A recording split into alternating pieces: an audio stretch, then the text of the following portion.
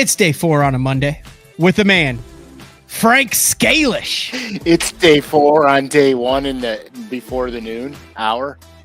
It happens sometimes. Sometimes you got to do a little moving, you got to do a little shaking, and we gave you a recorded show last week, so we decided we're going to come at you with back-to-back BTLs. Kyle Patrick in the first segment with a regularly scheduled BTL programming, and then we're coming back with a camouflage-clad Uncle Frank on December 18th. I'm in my duck camo. Duck camo. We talked about that before. Duck hunting to me is an incredible amount of skill, B, an incredible amount of luck, for C, a really freaking short season. Oh yeah, no doubt about it. And the fun part about that is the last few times I was out fishing was in the heart of the duck season. And I'm fishing, and these guys are shooting all over the lake. There is very few things that you will encounter on the lake angrier than a duck hunter that is set up in a patch of reeds that you would like to flip. Well, yeah, but the thing is that us moving around keeps the birds flying, so they get shooting all day. Yeah, but moving around in other areas, you don't want to be moving around in an area where you want the flying ducks to land. No, I have a crazy bass boat duck story. And well, Frankie, let's just fire things up right now with all right. Frank. And so Frankie was with me. So we're on this lake, and there's blinds on the lake, but they're numbered blinds. You can't just randomly go there and set up a blind. They're state blinds. So pretty much on every point is a blind, and on every point there's a pocket. Okay, so it's a point and then the pocket, a point and then a pocket, and so on the points there's duck blinds. We're screaming down the lake, and I mean we're screaming down the lake, and all the ducks are out where I'm running, and as I'm running, the birds are flying in front of me, and so I'm running, and there's a whole flock of ducks between me and the bank. They get up and they start flying, and they're flying pretty much even with the boat. I see where this is going. Dude, these guys in this duck blind unleash the mother load, and we're driving, and I go, holy shit, Frank, they're gonna be shooting to us, dude. You know what I mean? Because they're parallel with the boat. The ducks are flying right boat, like head level. Yeah, you got lead coming at you. And dude, Frankie turns around, and all you saw is a duck fall out of the sky, another duck fall out of the sky. You know, then I got in front of the birds at that point. These guys were laying them down, dude. And we were watching them fall out of the sky, dude. It was unbelievable. Kind of cool, but a little disconcerting as well. Yeah, it was a little. You know, I've been peppered with pellets many a duck hunting day. Really? In my bass boat, yeah. See, I've never really experienced that. I've been yelled at several times. Oh yeah, I was peppered to the point where this was during a Bassmaster event in Florida. My non-boater and I got in the hole of the bass boat, and the pellets were going all around the boat.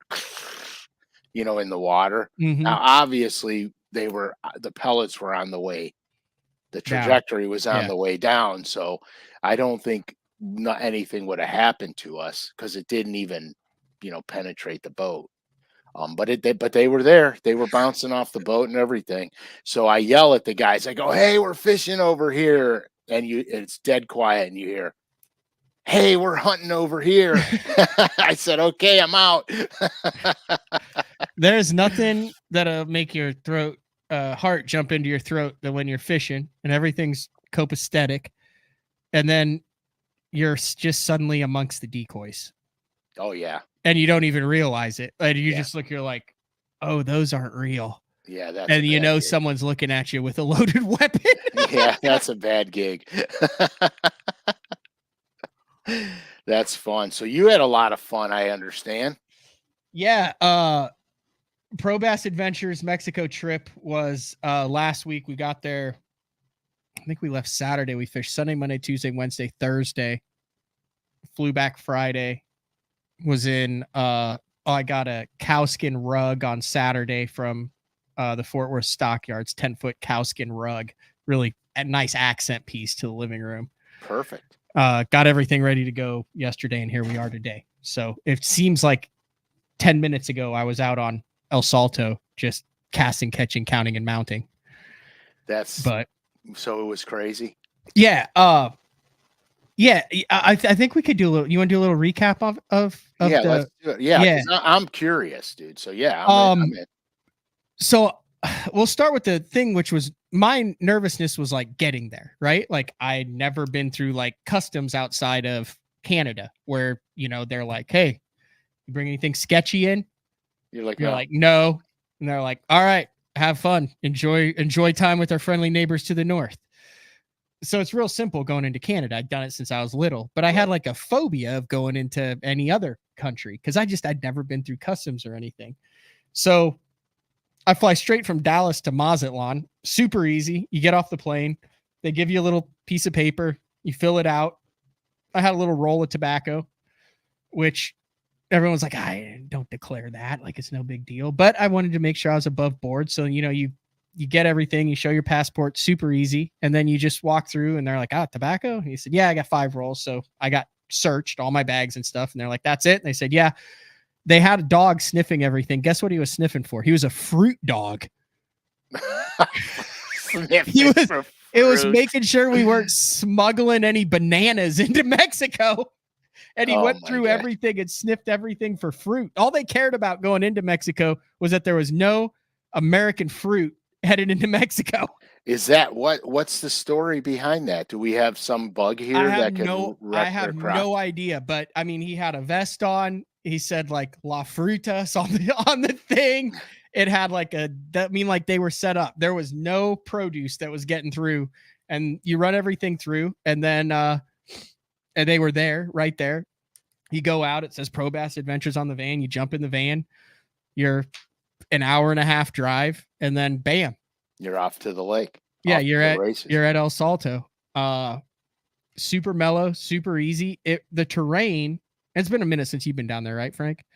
Yeah, several years. The terrain reminds me of a mixture of Colorado and like central Illinois or Indiana. Yeah. Now, obviously, there's the stores and all that stuff are a little bit different, and the little towns that you go through. There's a lot of open air living because it's warm there, and a lot of them work their ass off 24/7, 7 days a week out in the field. So, you're not going through like quaint little villages. You're going through people that are working for a living. Gravity fed water on the roof. Yeah. Yeah. But felt incredibly safe. Got there literally the minute we got there. Margaritas, lunch, got all of our stuff. It was super easy. And then we were in the boat Sunday morning. And the one thing that I did was, and I think I told you last week before I went that I was going to keep track of this, was I got one of those MLF scales. Mm-hmm. Actually, Juice Newton, my buddy Jarrett, gifted it to me. Expensive scale, that was, calibrated, certified. I wanted to know exactly how many 4-pounders we put our hands on. A little bit amateur hour. Yeah, I don't care. But I wanted to know over 5 days, over 10 fishing sessions, how many 4-pounders, because it's easy to lose track. It is. Over there, it is for sure. And, you get guys, we caught we caught tons of 5s, 4s, 5s, and 6s. Well, did you put a scale on them? No. Like how many? I don't know. You can't even count. So I A, wanted to count, and B, wanted to know. Okay, that's fair. So on my phone, I started from day one. Here, I'll pull it up. I'll show you right now. This is going to be psycho. I'll just scroll through because then I've got the numbers, and I teased it on the earlier show, but this is the first show that I've actually talked about it. Look at this.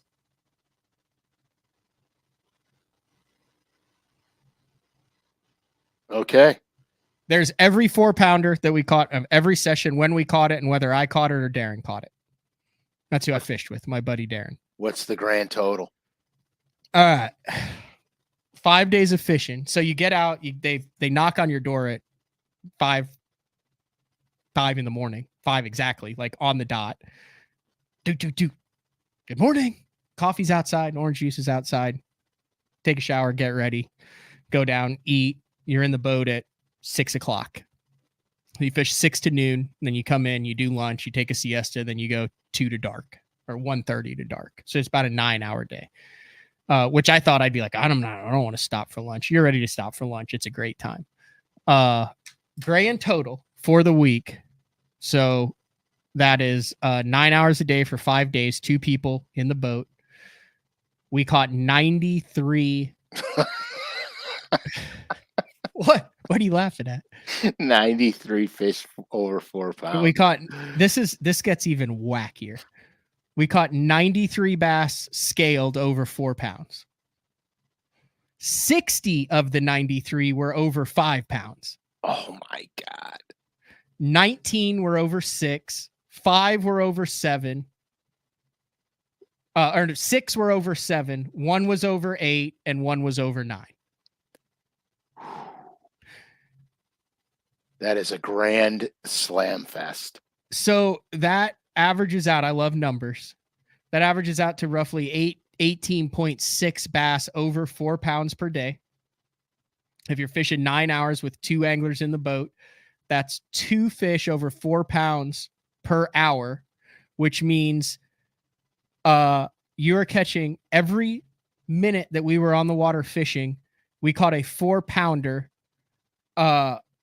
every 30 minutes from the time we got there till the time we stopped. That is fantastic. And that's not including the 3-pounders and the 2-pounders. No, and there we probably, so here's what we averaged. We averaged, I think, a 4-pounder for every 12 fish that we caught is about what we came up with.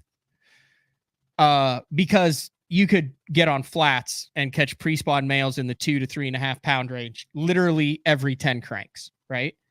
Like you couldn't, like there was a time one evening where we wanted to go throw big topwater, but we were on a flat and I told Darren, I was like, just don't catch any for 5 minutes and we'll leave. We'll go throw topwater. So we have a shot at like a 10 because we were on a flat. We could not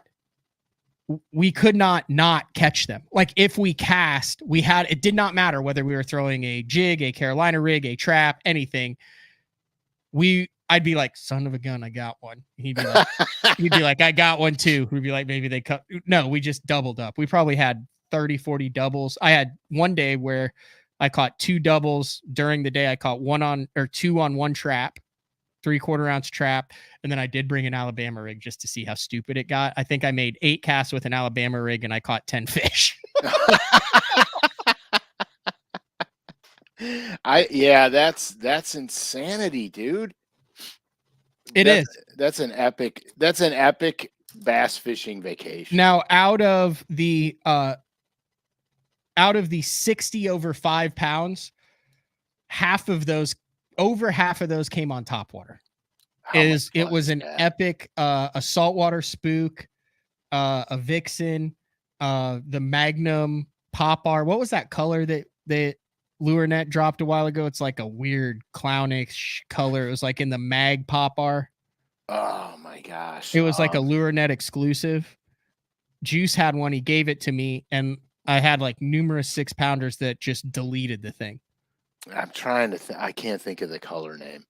Anyway, biggest fish of the trip came on the first day. 5.8 Kitech, big swim bait, ounce head, 22-pound Sunline, 7.6 extra heavy rod. Just was like someone cut it with a pair of scissors. I'm caught up to it, jammed it. I mean, my whole side right here is bruised. I thought I had ligament damage in my last 2 fingers. By the end of the trip, I was holding the reel, like palming the reel like this, like no fingers on the trigger at all because it hurt so bad. I have a permanent lump in between my little finger, like right here. Like right here. Can you see that right there? Yeah. That is a permanent lump with potentially permanent ligament damage.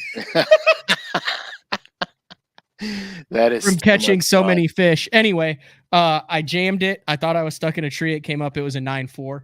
A couple nights later, it's dark. We're right outside the where the lodge was at Pro Bass Adventures, walking a saltwater spook, I walk it. I feel, I hear a whoosh. Set the hook. It doesn't move. It's an 8-9 on top. Oh my God. The last morning we made one pass down a bank and we caught 6 over 6 in about 25 minutes, all on top. That's insanity. 150 fish days, great food, great accommodations, felt 100% safe. So that's fabulous, dude. It was unreal, dude. That saltwater spook is completely underrated in the freshwater game. Yeah. So I went straight to the Pop-R on the last day because I had one, and it was probably 6.5. Flushed the saltwater spook, ripped the saltwater spook split ring off of the bait with the 2X treble hooks. That's how many freaking crazy big fish came on that saltwater spook. It was wild, dude. It was so much fun. Did not catch a single fish on a crankbait. Did not catch a single fish on a Texas rig. Caught them all on a swim bait and a top water and a 3/4 ounce trap. How much fun is that, man? It does not get any more fun. It is a bucket list trip. Plus, then if you look at my Instagram, it look like it is serious Alaska vibes. There's mountains all around. Yeah. The sunsets are this. It's embarrassing to post sunset pictures on Instagram because it looks like you filtered it out. It looks like you're like orange all the way up, shading all the way up. You know those like fake sunset pics that some people post? Oh yeah. Like you're like making it look less dramatic than it actually is in person. Well, you can't. It's like look at that with your cell phone. Okay, that's like taking a picture of giant waves. They never look like what they really are. You know what I mean? It's always if it kind of flattens everything out. But here's how they all ate it.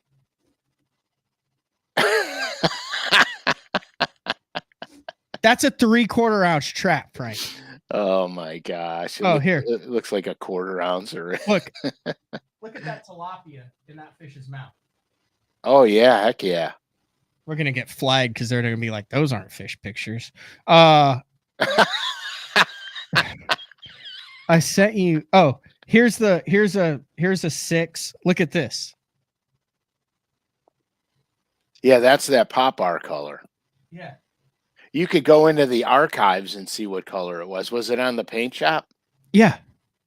Yeah, you can go into archives and see what color that's called. I mean, dude, we had numerous 5+ pound doubles. Oh yeah, dude. That's nuts. I sent you the 9, didn't I? Oh yeah, you sent it to me. Oh, you want to see what 2 5-pounders on one trap look like? Looks like that.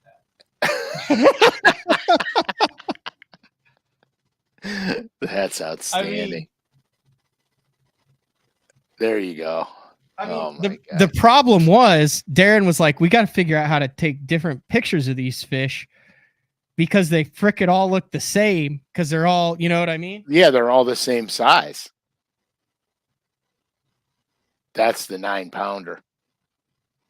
Yeah, that's the 9 like that. But jeez, oh man, what an epic trip, dude. It was a trip. Nate, he goes, what does a trip like that cost? Because I will pay for it. So here's what we're working on. And I honestly don't know what we're working on. I actually have a call today, and we are trying to put together a BTL trip for next year. And we're trying to get Frank down there and me, and I actually had a couple other big name pros that were like, count me in on this. I want to book the place out and do a 3-day, 4-night BTL trip down there. So let me ask you a question. Did you bring your own rods? So here's the deal. They have like 75 to 100 rods down there, St. Croix, Bass Pro Shops, all sorts of them. And like when you get there, you can go down and pick your rods out. I had Denali. I shipped them to Josh, who owns the lodge in Arizona. I've never met him. And then he drove him down to Bacharach and then sent him with one of his guys from Bacharach over to El Salto. And so it was like a kind of a one-off deal. But I've got 6 of the Denalis down there now. But I mean, if we do it again, I'll have a bunch shipped down there too. Yeah, because when I went, the last time take your own reels. Yeah, the last time I went, let's just say this, my rods never got back to me. Yeah, no, I left them down there. They're down there right now. Yeah, I brought mine back and Oh, all right. I know this is a. We'll probably get fired for this. This is a lure net show, but they don't even make a bait that's remotely. So this is one day of swim baits. Can I show it? You're fired. No, yeah, go ahead, dude. Oh.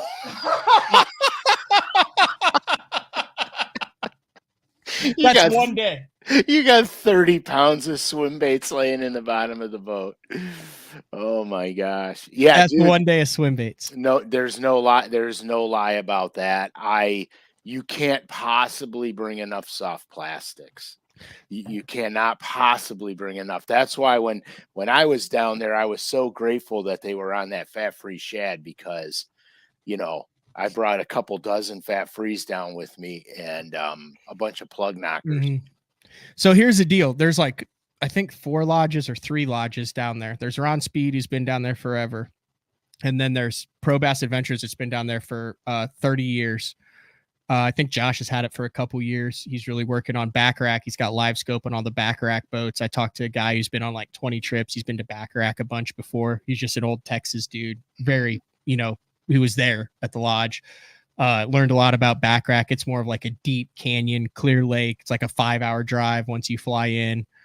El Salto is the quality numbers lake. We fished out of Ranger Fisherman's. It's kind of cool. Like you get there and you're like, this isn't going to work well, because there's nothing in the front of the boat. Nothing. It's just a trolling motor, no foot control, no graph, nothing. And you're, you know, I'm in live scope, trolling, right, you're right, catch fish mode. Like 20 minutes in, I was like, dude, this is like a cathartic religious experience, because you're just fishing and you feel every single bite. And OL, our guide, he's 28. His dad works there. He's been doing it since he was a little kid. He sits back there with his little remote around his neck, and he controls the trolling motor, drops up, puts it down, and all you do is fish. And we were catching 150 fish a day doing it. So you're not crying?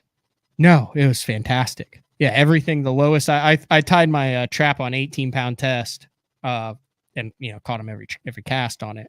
Why now not? I will say this, like, okay, so we got a great week, right? Like everything was great. The weather's always good down there for the most part, but everything was perfect. The fish were biting everything. My buddy Darren's been down there 6 times. One time he went down there, they averaged like 5 fish a day. Another time they went down there, they averaged like 20, 30 fish a day. They had another trip that was comparable to this week. They had one that was good, but not as good. They had one where they caught bigger fish, but not as many. So like, right. I can't be like, hey, come down to El Salto, you'll catch 150 with a 9-pounder a day, because it's freaking fishing. That's the tough part of it. Well, but that's the nature of the beast. I mean, let's be honest. I mean, that's just how it goes. Even on the best lakes around here, it's not all, you know, glitz and glory. I mean, it's just not that way. I mean, I've been on Lake Erie where I've caught, you know, 5, and then I thought of you because there was a group of guys from Louisiana down there, Cajuns. Okay. And one of the guys was smashing them on a jerkbait.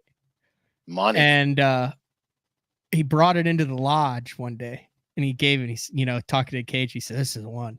It was the oldest old school Rogue that you could get, and it was the gold back, orange belly floating Rogue. He was out there twitching it on El Salto, catching 75 a day. That's fantastic, man. No chrome left on it. It was bone at the end of the day. It never had any chrome. It was like that old one that had like the burnt orange on the belly with like the dark kind of brownish gold top. Yeah. Okay, I know exactly what you're talking about now. And he was twitching it around, catching them. It's really whatever hit the water. So anyway, that's the trip. I'm hoping, because all this has to kind of get done quick, I'm hoping we have something. If it doesn't work out, it doesn't work out. And then I'll go down there and tell everyone about how amazing it is for the next 5 years, because I'm kind of in for now. Like I'm going to kick off every season, is to go down there for a week. But hopefully we'll be able to. Nothing like knocking the rust off, right? Yeah.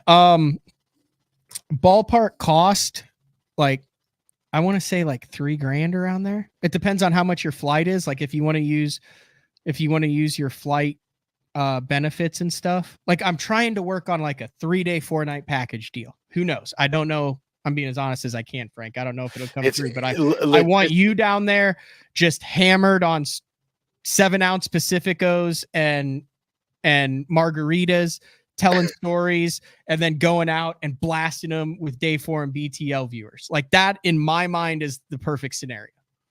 That sounds like a really good time, man. It really does. And the $3,000 for me, that includes the flight. Like Darren hooked me up with some points, so I didn't have to pay for the flight. Right, and you're close. Like for me to get there, I would have to fly from here probably into Texas and then Texas in to Mazatlan. Yeah, because there won't be a direct flight. So basically, hopefully we can get a package together that's like, hey, this is how much. So then the other thing that's weird is you tip.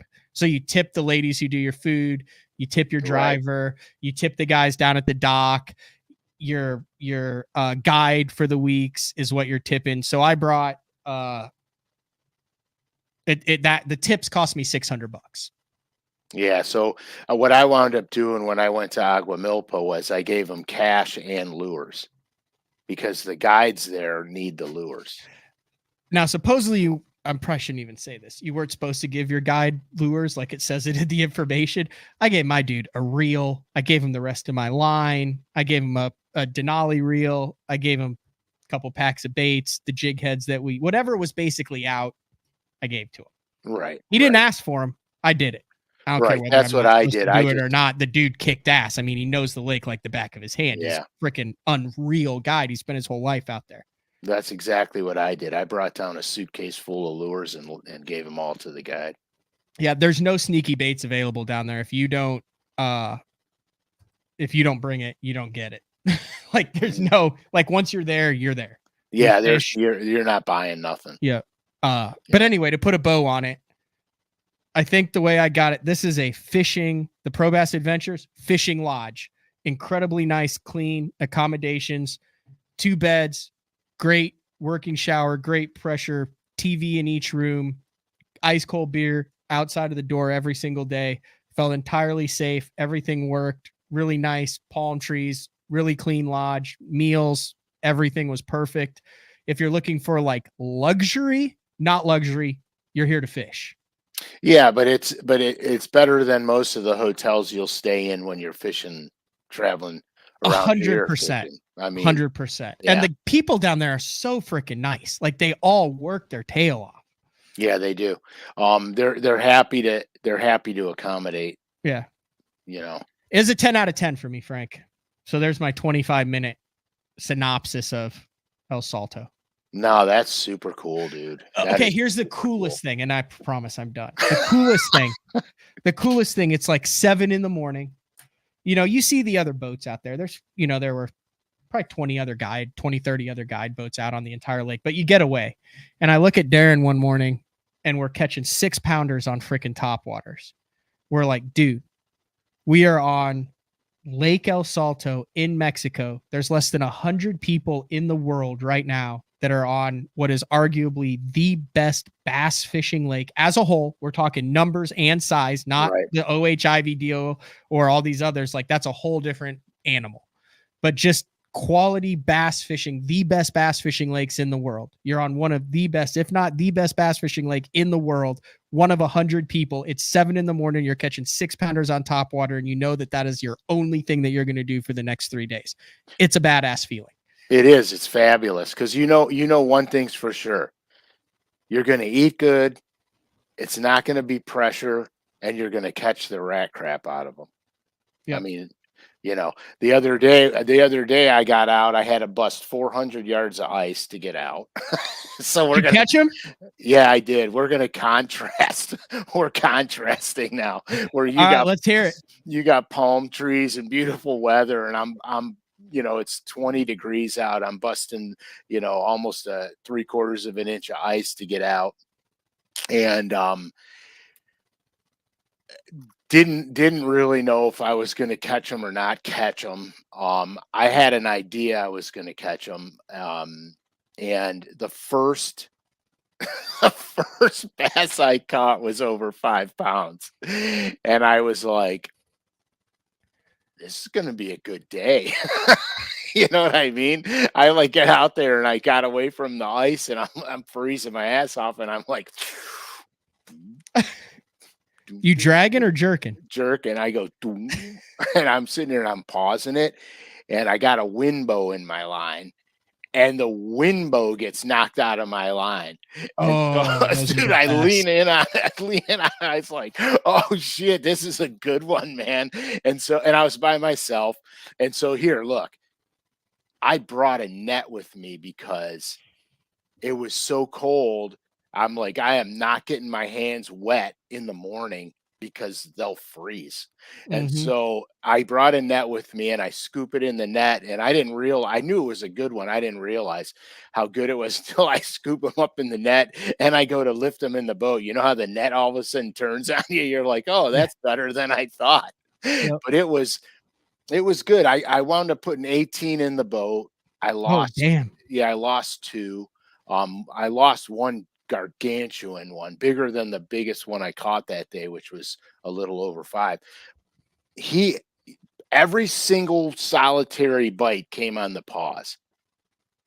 Every single bite, I would just now I'm not jerking like, wham, doom, doom, wham, doom. That's not how you do it in the winter. I'm pulling it. I pull it about 8 inches to a foot and a half. Okay.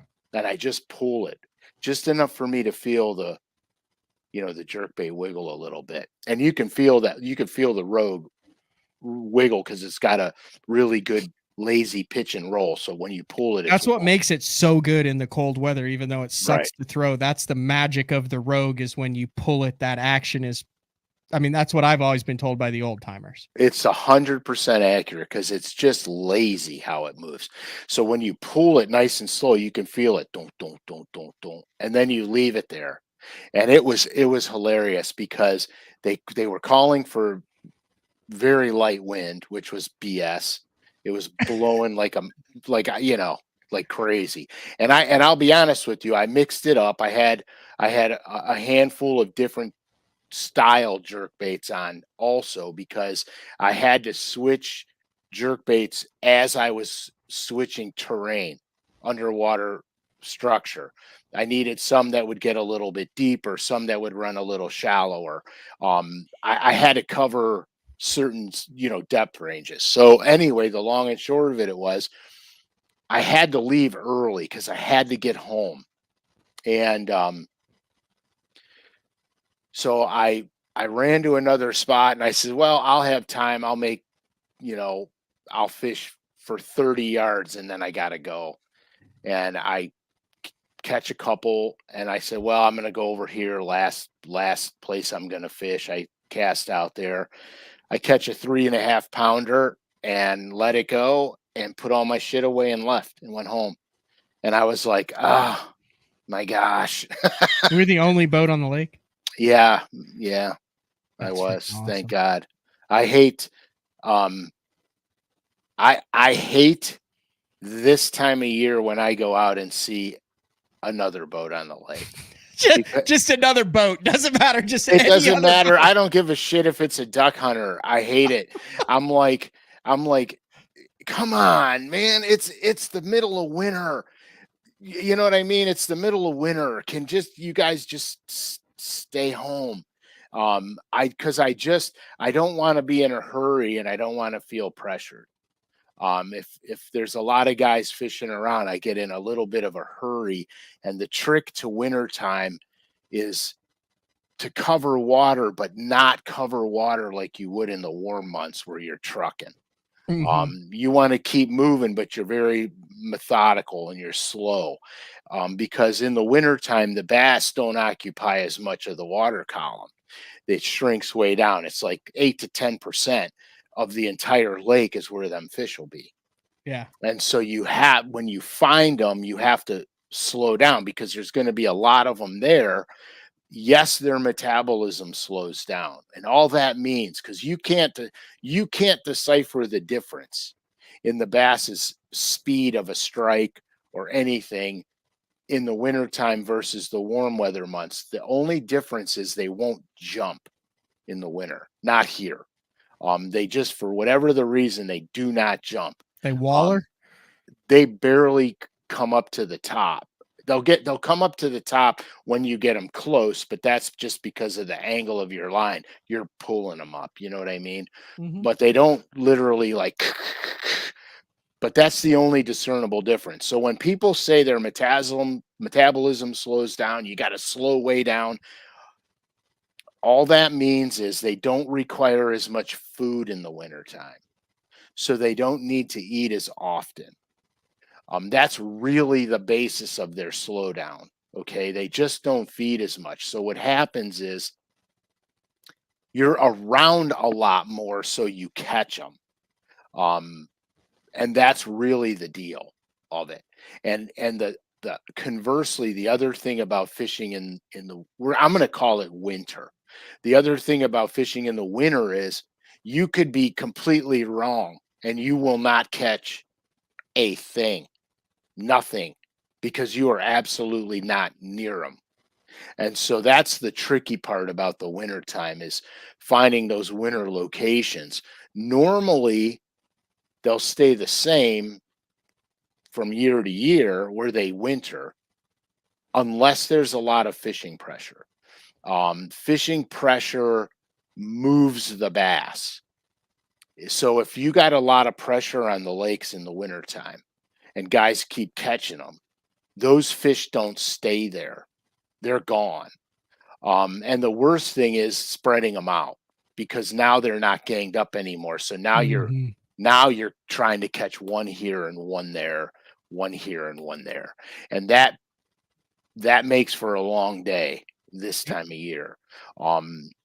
Ben Milliken was on your show a while ago, and Ben was talking about he didn't want the school to be moved. And that's exactly, he's 100,000% right. I have seen this firsthand.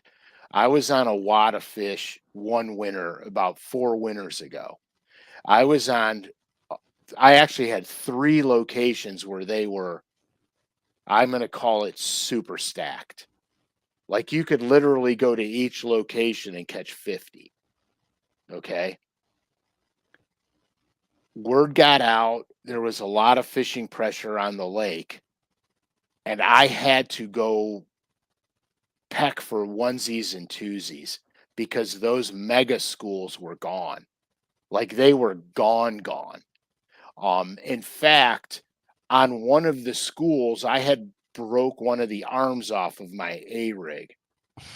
I had a fish on, fighting him to the boat, and it broke off. So I lost the arm and the little jig head Mhm. and my pulse minnow gone. 2 days later, I was on the lake fishing.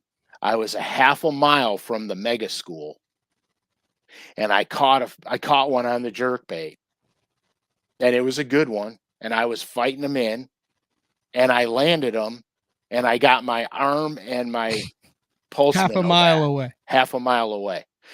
I was absolutely stunned at how far that fish traveled in the end of December. How I was the was water temp? Like low 40s? 38. 38. Where 38. you think that the fish are just sitting on the bottom, not moving at all. That fish swam half a half a mile. mile. And I caught him on a jerk bait 2 days later. And yeah, Frankie was with me, actually. Frankie got to experience a lot of really good stuff when we were Mhm. doing this experimental stuff. We've been doing this now for, a decade, but in the beginning, the experimental stuff, you can definitely graph schools of bass in the winter. Now here, I didn't have forward facing sonar when I was doing all this, and I would find them on my 2D, and then I would back off of them, and then I would make the appropriate casting. What I found is Buoy? Would you throw a buoy where they are, or just no, I would just back off of them because I made a track line over them, and okay? then when I spin the boat around, here's a trick to do if you don't have buoys. Here's a trick to do when you're on 2D sonar. The thing I like to do a lot is trolling motor over them. You can idle over them if they're deep enough, but I trolling motor over them. And so when I get over them and I find them, I'll go till they end. And then I turn the boat around and I cross over my track line 2 times. And so I have junction points over my track line, and I go, that's where the school started, that's where the school ended. And so on 2D sonar, now I could look at my track line and I know the quadrant that school is in. Yeah, and that's exactly right. You back off, spot lock, and catch them. Read I that. mean, Read Frankie's comment. back off, spot lock, whack them, move a little, spot lock, whack them, move a little, rinse and repeat. Last year we went to last year him and I went we were so fortunate. He has Last such a skewed perception because he yeah, had you in the boat. what's that? What he has such a skewed perception of what it's really like because he learned with like you in the boat, right? So Yeah, 100%. Last year, this is no bullshit. We went to a lake I'd never seen in my life. I get bored easy. So I'm like, I've never been here. It's kind of far. Let's just go anyway and just see. So I Google Earth the thing, and I'm looking at Google Earth, and I pick out like 5 places that I think I can catch them. And so I got my phone and I boop boop boop, you know what I mean, on the mhm. phone with the little things. So we get to this place. I've no idea. I've no idea. I've never even seen where I go. We're gonna have to go here first because this will be a more manageable spot. And we run over there and shut the boat down. And I'm not kidding. The first fish I caught was like over 5. I said, "Oh my God, you got to be shitting me!" And we plowed them. We absolutely plowed them. And we were coming back. And for shits and giggles, I said, "Well, let's just fish down the bank." And we were going back. And I don't remember if it was me or him. Um, because we caught so many fish, I honestly can't remember. But I either had one, I said, "Ooh, I think I had one," and he cast out and caught one, or he said, "I think I had one," and I cast out and caught one, and we were just going down the bank catching them, to be honest with you. I mean, it was stupid.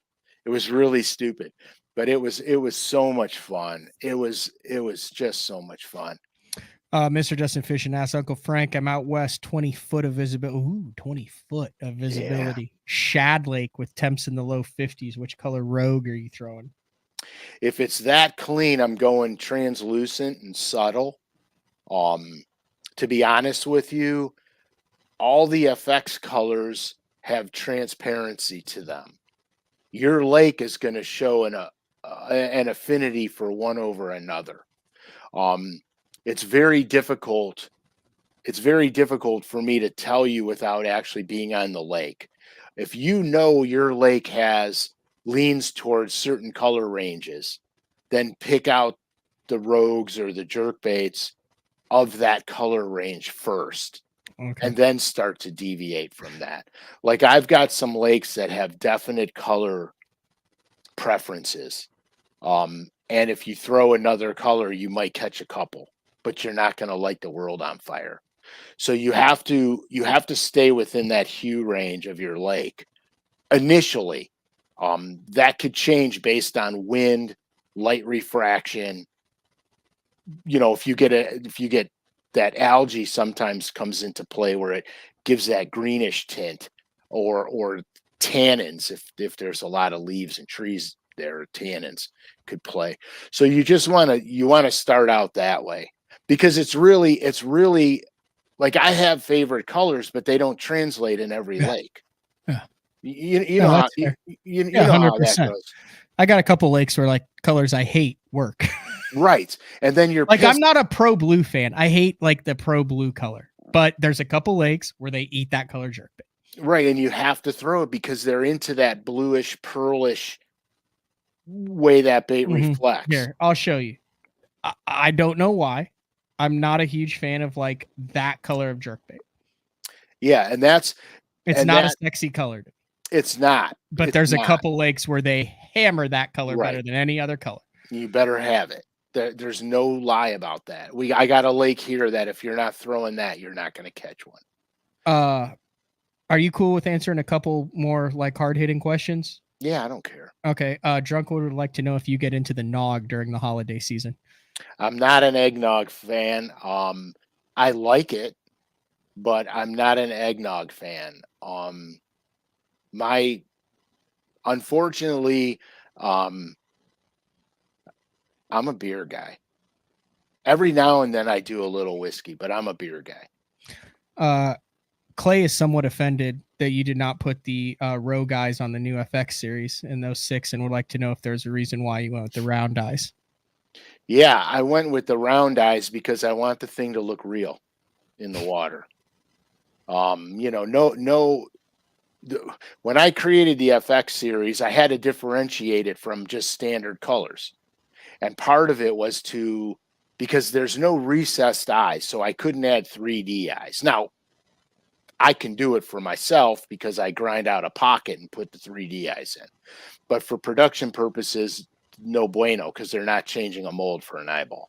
So I needed to make it look more realistic. And here's the funny thing about that statement, because I want to address it. Clay's the first guy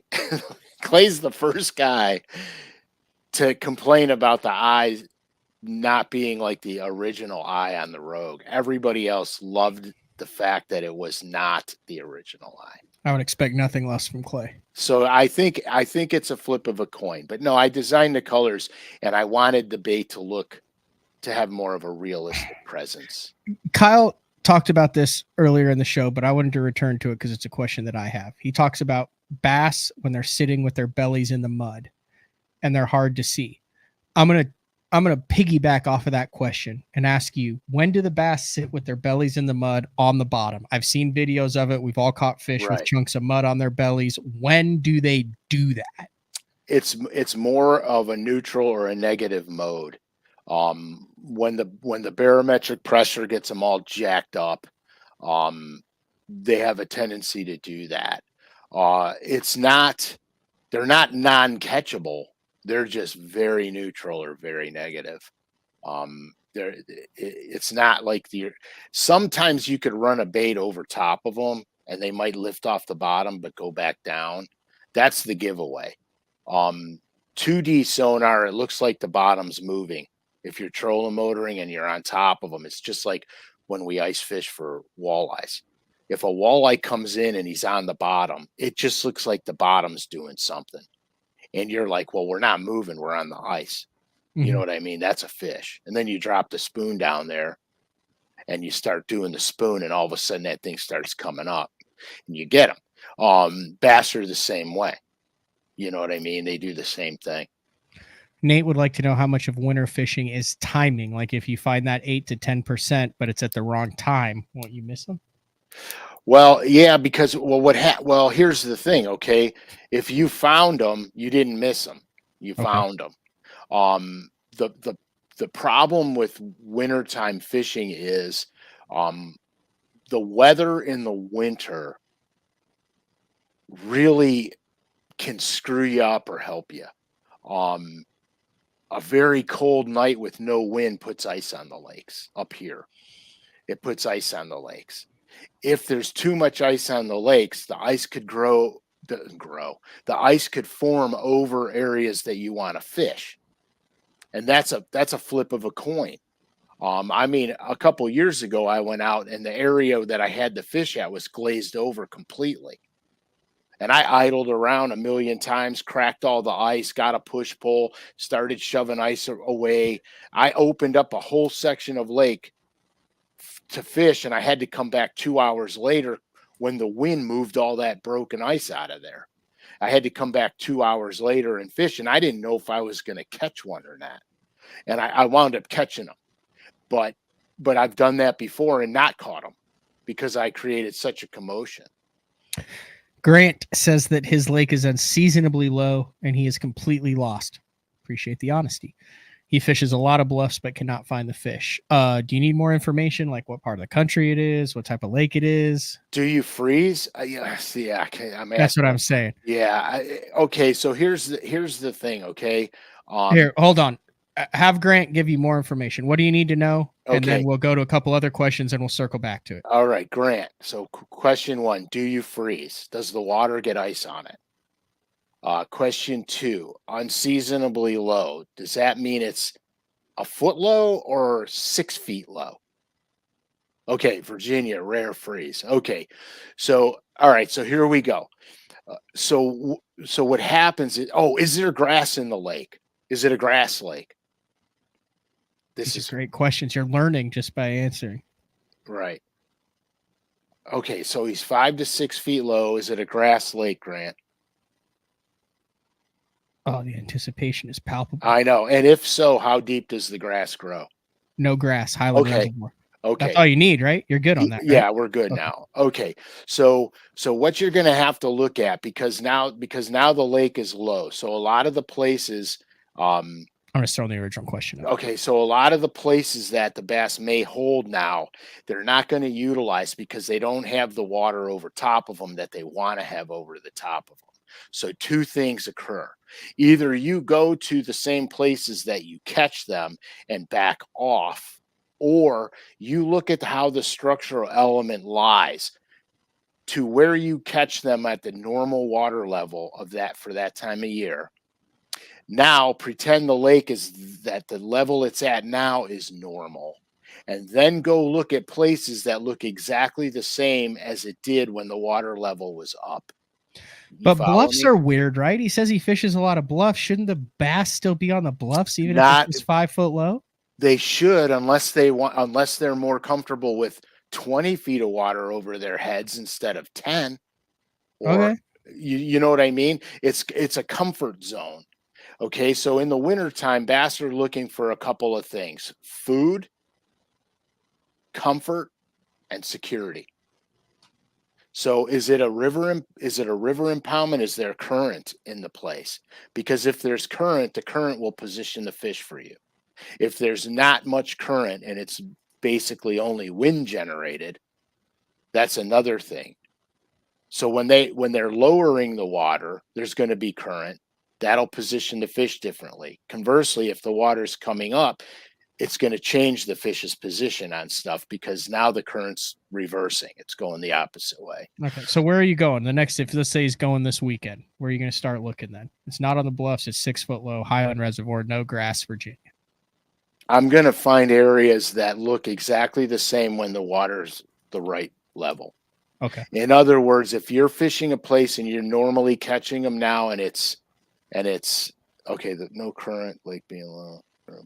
Okay, so now just remember this. So let's say your boat was in 22 feet and you're casting to 15 feet under normal water level for that time of year. They drop at 6 feet.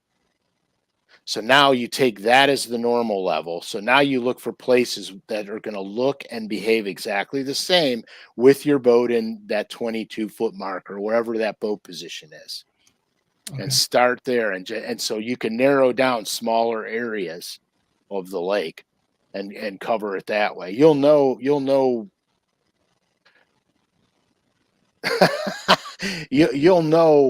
you'll pretty much know with the first 3 or 4 stops you make if you're right or wrong. And if you have electronics, depending on if it's 2D forward or what have you, if the fish are suspending, you'll see them. And if there's bait present, you'll see the bait. And if you see the bait, you're getting close. Here's an interesting question. Bank fishing in winter. Okay, so this is a great question because there's tons of bank guys. Mhm. So the place I'm going to look for in the winter if I'm off the bank is something that has deep water access very close to where Keep I'm rolling. I'll fishing. be right back. All right. So I'm going to look for something that has deep water access close to where I'm fishing, but I want to have some structural element of a flat nearby. So these fish have a tendency to gravitate from that edge, from the deep water edge to the shallow water edge to feed. Another key thing to remember on lakes that don't experience big drastic drawdowns, you can still catch bass shallow.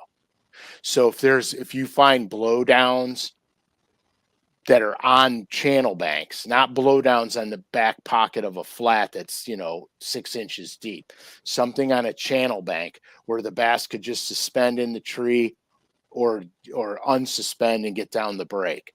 That's a high percentage place to fish.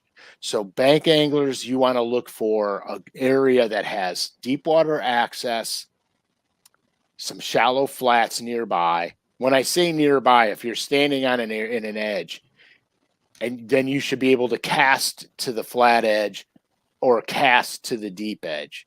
Something that gives you so you're fishing that transitional area.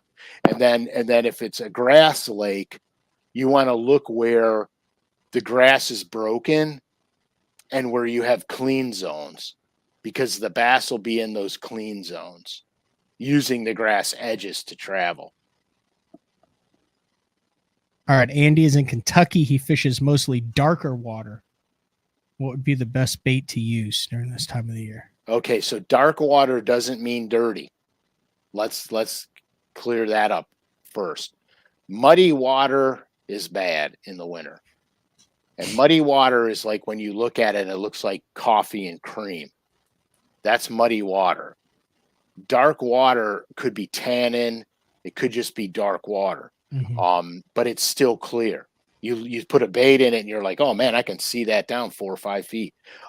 You're still going to be using the same stuff: jerk baits, A-rigs, blade baits. You're still going to use the same stuff in dark water. So that's not really going to change. Oh, that's the same question. Yeah, I just throw it back up there. Yeah, that's not going to change. I'm a big jerk. Here, look, I'm going to make this simple, real simple. Okay. I'm going out. It's the winter. A-rig, jerk bait, jig, some type of sparky head system. You can use Great Lakes Finesse craw because the pinchers float. You just put it right on a jig head. You throw it out there and you slide it along the bottom. Not quite like snatching a tube, like when you drag a tube. You slide it along the bottom. When you come in contact with some debris, you just gradually shake it and move it through. If it's grass, it'll just poof right through the grass. And that's pretty much what I'm doing. And that's clear. Yeah. So if you've got 5 or 6 foot visibility, I would be all about a jerk bait and a jig. A darker water, are you not more apt to throw gold? I've got a lake. Is that just me? No, I've got a lake it's a gold lake. I mean, it's just a gold lake. And that water ranges from looks like Coca-Cola to dark green, depending on what the wind does to the dang thing. And gold works really well in that lake in both of those conditions. But when I'm throwing minnow style baits, I'm still throwing naturals.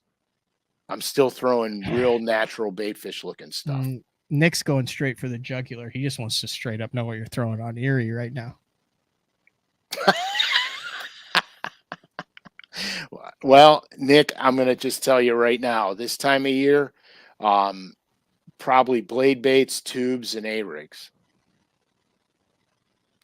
I mean, I mean, it's hard to beat a blade this time of year on the lake. It just really is. All right, and And I let's don't. run through your favorite blade bait. I've got LureNet pulled up here. What am I searching in for? If we were just going to pull up, if you're going to buy 2 blade baits, am I searching? Okay, so just go to Head and Sonar.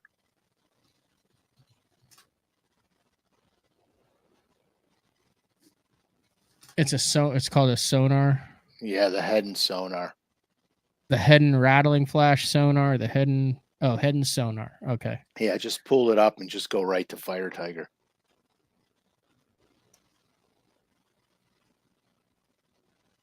Fire Tiger, and then go from Fire Tiger 1, 2, 3, 4, 5, 5 over. So Fire Tiger, that one, and the one right next to it. Those are my 3 favorite colors. And hold on here, I gotta do some stuff here. So should you choose to purchase any of those Head and Sonars before the end of the 2023 year, there happens to be a LureNet loyal listener code, which is capital BTL23, which allows you 15% off regularly priced items at lurenet.com. Right. So I'm going 1/2 ounce and 3/4, and I don't throw anything ever lighter. So go Fire Tiger. I forgot my color name for that one. I don't remember what I called that. I don't know. It doesn't really show up. But now the lemon lime shad. Okay, so lemon lime shad. So there you go. Fire Tiger, lemon lime shad, and now that's a good one in a gold color lake because it gives you that purple hue to it too. but you chartreuse black stripe. Yeah, those 3 are my favorite for Lake Erie, bar none. And then what I do, which you don't have to do, but what I do is I'll put a split ring on, and I'll put a split ring on the hook hangers. Oh, on the hook hangers, yeah, because they've got those goofy folded over hooks. Yeah, so here's why I do that, because you're always banging that thing into the rocks, and the hook's dull. Mm-hmm. And so I want to be able to change them out. Yeah, that's fair. And so that's what I do. And I, like I said, I don't throw nothing less than 1/2 ounce ever. Caden, there are several BTL day 4s with Frank Scalish that are hours of nothing but blade bait talk. You can probably Google that, or I would message you can just go into the BTL thing and go through all of them and figure out which one it is. Yeah, so Scott Turdo has the list. The list is on, I don't know where the list is. He's got a list that has every single topic on it. Yeah, so the weird thing is that sometimes you're dragging it like a Carolina rig. Sometimes I'm lifting and dropping.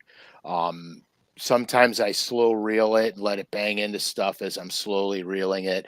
Your structural element that you're fishing and how steep the structure is going to determine more your retrieve rate. If I'm fishing a very steep break, you have to lift and let it fall, lift and let it fall. Mm-hmm. If I'm fishing a gradual, slow bump, you can drag it like a Carolina rig over the bump. So what you're fishing is kind of really going to determine that. Brown's got a shot this year, dude. Okay, so we're gonna translate into a small, tiny, very short sports section here. Transition. As soon as I cough and clear. Translates what I was doing in Mexico all last week. Okay, so you have to remember something. The Browns, 27% of the Browns' salary is on injured. They're not playing. We've got one first string guy on the front, the O-line. Okay, we're a mess. And we're still winning games. which I attribute a lot of that to Flacco because he's very calm and cool under pressure. I mean, he was like hanging out at home doing nothing, right? And then they Yeah, brought him pretty back. much. Like he was just hanging out. Well, he didn't retire. He just wasn't picked up by anybody yet. And so you know, you just have to remember the Browns are absolutely tattered. Most of their first string offense is not even in the game. And our defense is so phenomenal that the defense is keeping us in the game. And with Flacco, the guy's smooth. He's smooth, man. He doesn't get rattled. I want his demeanor in the classic, dude, where nothing. He's like, I threw 2 interceptions. We're losing. We'll come back. We'll get him. And then he marches down the field and bam, bam, bam. And so I think the Browns have a chance. I would love to see them get more healthy. Because the reality of our division is it's so tight. One loss game could hurt you. What were you doing on the last play of the game on that Browns game? Swearing, throwing shit. At the third quarter, I said, I'm not watching I can't watch these. I can't watch them play anymore. And I went and I put the lights up on the Christmas tree for the third quarter. And then I hear my wife starting to scream and holler. So I go back in there and I watch the rest of the game. And it was fabulous. I mean, I'm not going to say, look, it was a Hail Mary pass that went awry and we got the ball. I'm not going to call it luck, but there's a lot of luck involved in that. So we won. A W is a W, whether it's by 1 ounce or 10 pounds, a win is a win. So we'll take it. All right, I got one other thing, and then we can do whatever you want. Okay. Since we're in the sports area right now, I watched a documentary, and that is absolutely addictive and phenomenal. It's called Welcome to Wrexham. Yeah, I've been talking about that for months. Dude, is that the best? Yeah, with Ryan Reynolds. Yeah, if you guys get a chance to watch this, you won't regret it. I've talked about it at least a half dozen times on the show, and I have never in my 39 years of life sat down and watched 90 minutes of a soccer game. Dude, that documentary, not only is it hilarious, it's hilarious because of the two actors that bought the team. Hulu. Watch it on Hulu. Yeah, but they do such a good job with building the character of the sports players to the city, to the fans. It reminded me of being a Cleveland Browns fan, where you just spent the last 20 freaking years pulling your hair out for nothing because nothing good ever happens. And so there was a lot of the anxiety of being that team's sports fan that I could relate to, but it was fabulous. It was a fabulous documentary. Have you watched all of season 2? Yes. Oh, so you've watched all of it. Do not give it away. No, I've watched all of it, and I can't wait for season. It's 3. Like 30 episodes. Oh yeah, and it's worth each season. It's worth every minute of it. Oh yeah, so the other day I was scrolling through Hulu, and not the other day, sometime in the past 6 months, I was scrolling through Hulu, and they actually just had that game on. It was like Wrexham versus FC Nova Scotia or whatever. That's not the right term, but it's not, but go ahead. It was like their actual game. And I watched it and I was like, that's cool. I'm going to be able to watch like this part of this game in the documentary next season. Oh, it's fabulous. It's fabulous. Did you ever see yourself on a podcast and a web show talking about soccer? Not in a million years. My daughter played soccer in high school, and I hated every minute of it. Yeah, I have to tell, but I'm a fan now. I'm a fan now because now I have a different appreciation for what they go through. Oh my God, that was legendary. You New got shirt. anything else? So I'm trying to figure out. You have to go. You got to go get your boat registered for 2024. What's up with the He says merge? he coaches soccer. We're gonna do a pre-classic drop. Okay. We're gonna do a pre-classic drop for the merch. So look for the merch coming the beginning of February. Yeah, we gotta get together. You good with that? Yeah, I'm good with that. We got to get together because, or at least talk about it, because I gotta make all my arrangements for the classic. Yeah, we got a lot of classic stuff coming. Okay, here's the other thing we probably should have done off air. Are we doing anything before the end of the year? Like today's the 18th. Like I said, the 20th, I'll be in California. The 27th, I'll be in Illinois. And then it's the end of the year. We might be able to slide something in like the 27th and 28th. Are you around then? Yeah, I should be. Okay. Sometime between the 27th or 28th, somewhere right around there, let's do an end of the year extravaganza. When I know exactly, I have no clue what my life plan is right now. When I know when I'll be home for like 12 hours. And what? No, I'm serious. I know, that's why I'm laughing, dude. I can't live like you live, man. There's not enough structure. You know what I decided this year?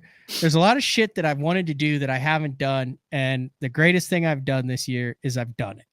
And I've went and I've done it and I've traveled. And the guys who, you always have those guys that go, we need to go do this and that.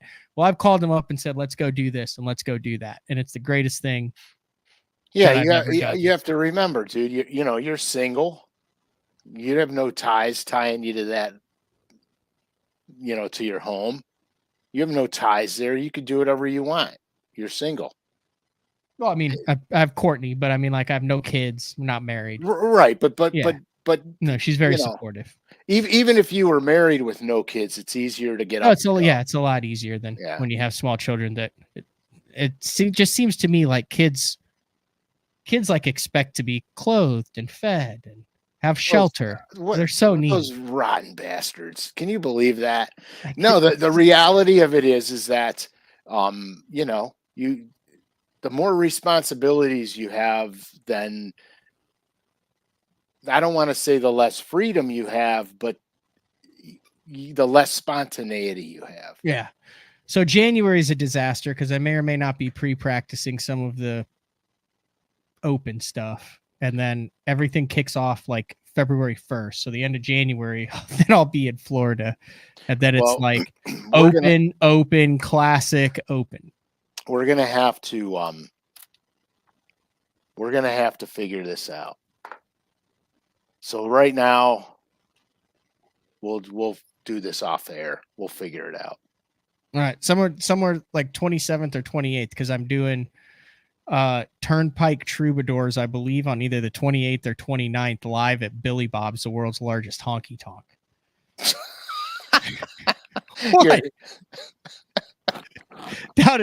down in Texas. Outstanding. I gotta break out the dancing shoes and the buffalo plaid. Perfect. I feel like you're laughing at me and not with me, Frank. Hey, it might be a little of both. All right. I'm just transparent. It might be a little of both. All right. I think we should cue some music up before things get really out of hand. Yeah, they're going that way. All right. Thanks for jumping off BTL. Yeah. Do you have to go to the DMV in Ohio in December? Dude, anytime you go to the DMV, it's a process. I don't like it. Good luck. Thank you. All right, this has been another edition of Day 4 with the man, Frank Scalish. We'll see everybody later. See you, Frank. Adios.